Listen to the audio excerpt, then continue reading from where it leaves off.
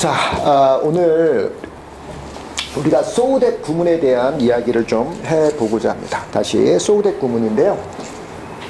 흔히들 이렇게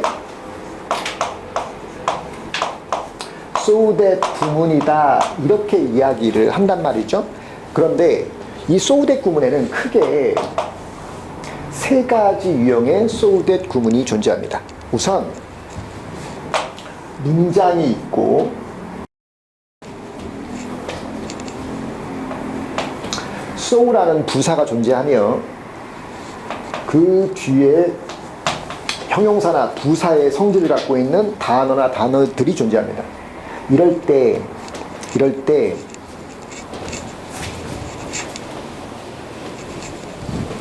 문장은 완성되어진 완벽한 문장입니다. 그 뒤에 문장에 점을 찍을 수 있는 바로 그 자리가 바로 이 자리인데, 그 자리에 점을 찍지 않고 that을 연결한 후 문장을 이렇게 더 써 내려가면서 두 개의 문장이 만들어지는 이 문장을 우리는 복문이다 라고 말합니다. 자, 또 한 번 이야기를 또 해볼게요. 이번에는 문장이 이렇게 존재하는데 여기서 쉼표가 찍히는데 여기에 또 다시 so라는 부사가 오고 그리고 자, that이라고 하는 문장이 이렇게 들어오는 또 한 번의 복문이 존재합니다. 그 다음 이번에는 문장이 있는데 그냥 so가 오고 그 다음 that이 와서 문장이 오는 복문의 구조. 그러니까 세 개의 문장은 기본적으로 복문의 상태인 겁니다. 그러면 우리가 알아야 되는 것 하나 더 먼저 짚고 넘어갑니다. 우리가 복문이라 하면 복수계의 문장이란 뜻이에요. 그 말에 줄어든 이름으로서의 복문이란 뜻입니다. 자, 그러면 누군가가 여러분에게 복문이라고 하잖아요. 그러면 문장이 두 개인데 반드시 그 문장은 두 개의 문장에 대한 더하기, 두 개의 문장이 결합된 형태를 의미하는 겁니다.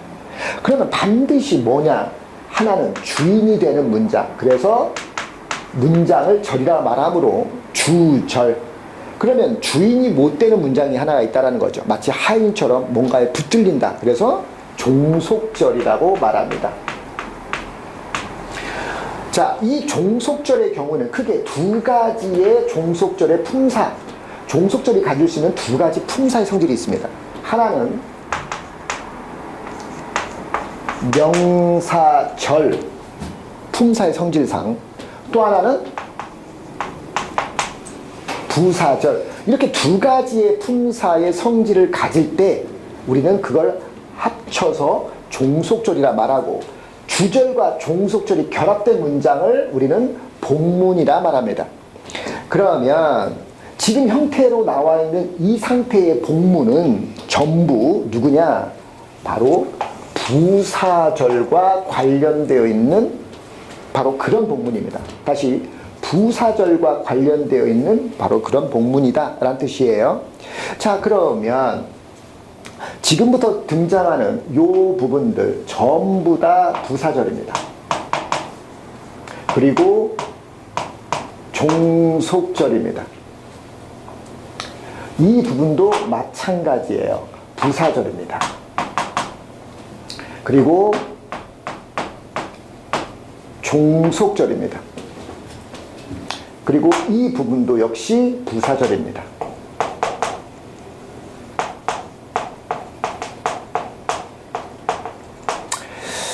자, 그런데 여기서 또 하나 미리 얘기할게요. 이 쉼표는 찍는 게 원칙이나 생략이 가능합니다. 그러면 결국 여기에 있는 모양과 여기에 있는 모양이 같아버릴 수도 있죠.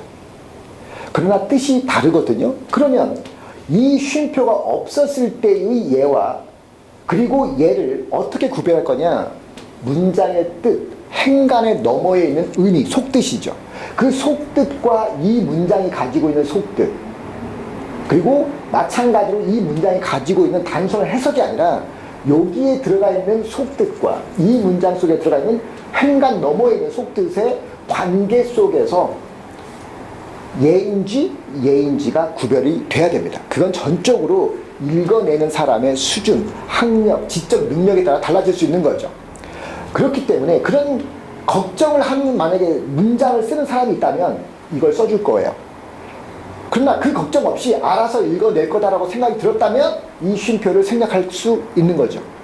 자, 그러면 지금부터 이 모든 게 부사절인데 이 부사절을 전부 모아보면 부사, 상당, 어구, 얘도 부사, 상당, 어구, 얘도 부사, 상당, 어구.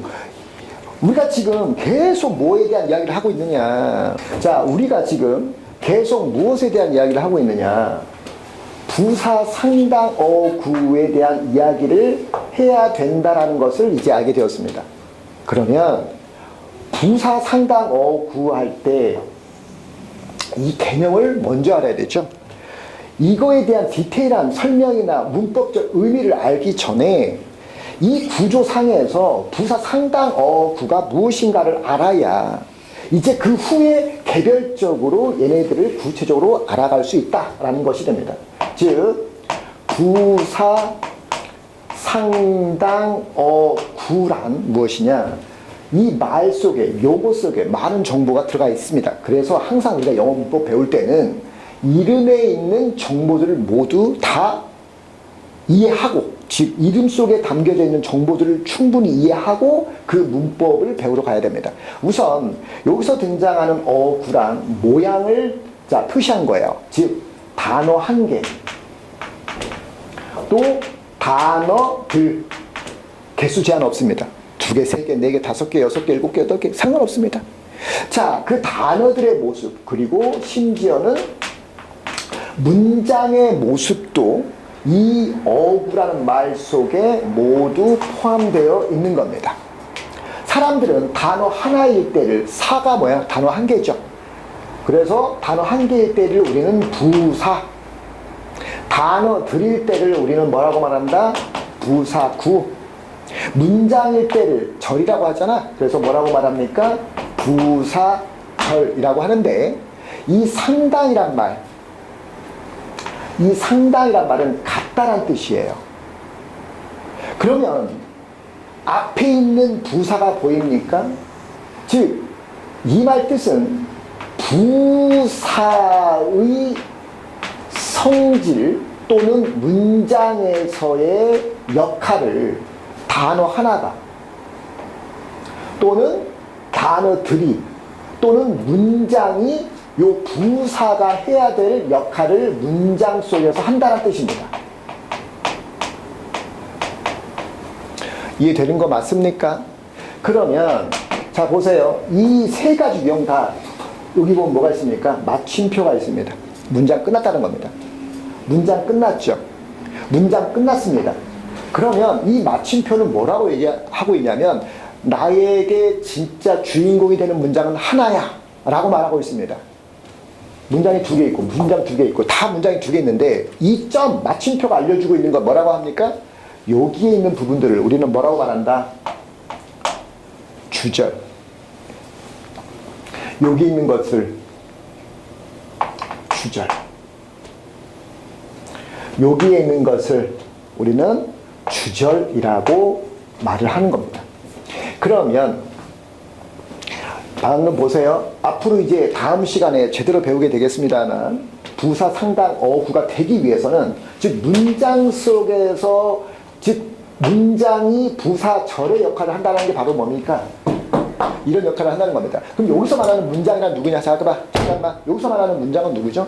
주절의 입장에서 얘네들이 지금 뭐의 역할을 하고 있다?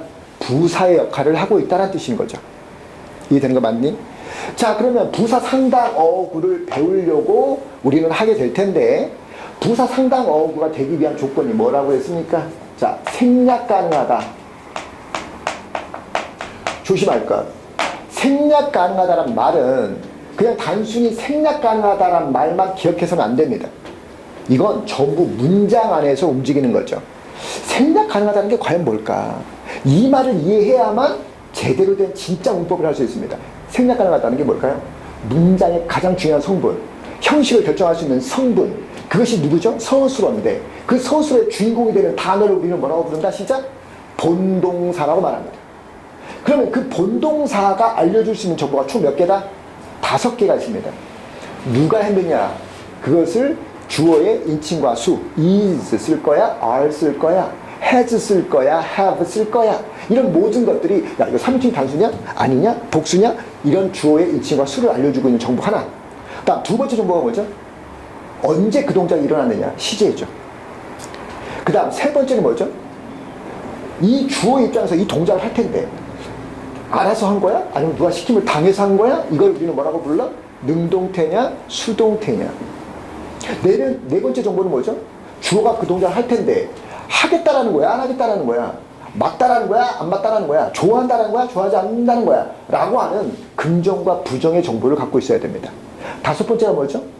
바로 형식입니다.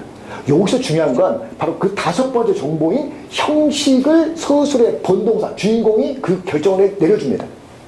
그러면 여기서 보세요. 생략이 가능하다는 건 단순히 그냥 생략 가능 이렇게 알고 있어서는 절대로 진짜의 참 맛을 알 수 없습니다. 우선 그 서술어가 전달하는 바로 마지막 정보, 형식입니다. 그 형식상 문장에서 어떠한 특정한 부분을 너 없어도 된다 라고 말을 해줄 수 있어야만 됩니다. 그 상태에서 야 서술어의 본동사가 너 없어도 돼 라고 생략 가능하다라고 말을 해줄 수 있을 때 생략 가능하다는 의미가 바로 그 의미인 거야. 그냥 생략 가능 이렇게 막연하게 알아서는 아무런 쓸모도 없다. 아무런 의미가 없는 것이 돼버리죠. 이해되는 거 맞습니까? 그래서 이 조건을 만족시키는 걸 몇 가지가 있나 봤더니 어라? 문장 안에서 형용사 또는 부사가 동시에 이 조건을 만족시키더라 이 말이야. 우리는 뭐를 찾고 싶어 했는데 부사에 해당되는 그 성질머리를 찾고 싶었는데 이 조건만 갖고 했더니 형용사나 형용사 구도 마찬가지로 걸려버리더라 이거야. 이건 내가 원하지 않는 조건이었다. 그래서 이렇게 하나의 조건만으로는 안 되는구나. 하나의 조건이 더 필요하구나 라고 해서 자, 두 번째 조건이 있습니다. 바로 보세요.